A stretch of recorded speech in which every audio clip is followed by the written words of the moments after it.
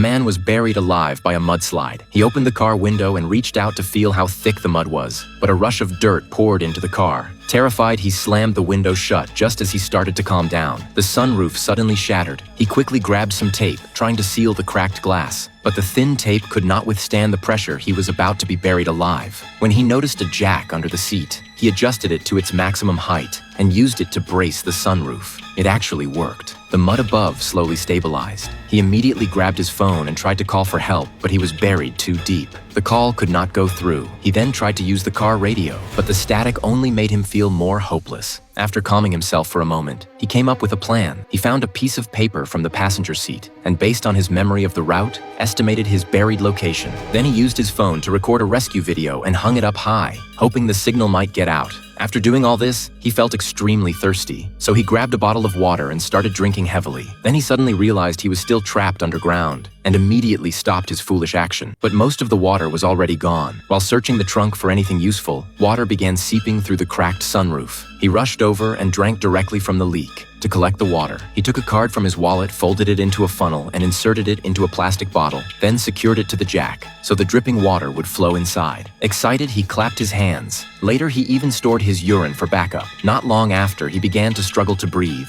The oxygen inside the car was running out. He took out a folding chair and removed a hollow metal tube, then used a nail clipper to make a small hole in a bottle cap. He tied a knot in a rope and threaded it through the cap, then stuffed the rope into the tube, using the cap to seal the opening. He could not help but admire his own ingenuity. Next, he used a piece of wire to drill a hole through the sunroof, then pushed the metal tube upward through it. Even after inserting the full length, it still did not reach the surface. So he made another tube the same way, attached it to the first, and kept pushing upward. As the tube went deeper, the resistance grew stronger until it would not move anymore. The effort drained his strength, and he needed even more oxygen, but the air inside was running out. So he made yet another tube and pushed with all his strength. No matter how hard he tried, it would not budge. Then suddenly remembered the jack in the trunk. He used it to push the tube upward, but its reach was limited. So he placed a thin towel on his shoulder and used his body to force the tube higher. Suddenly, he felt the pressure give way. The tube had finally broken through the surface. He quickly inserted the wire into the tube and pierced the bottle cap, blocking it, then leaned in to look. When he saw a faint glimmer of light, he shouted with excitement and began breathing in the fresh air from above.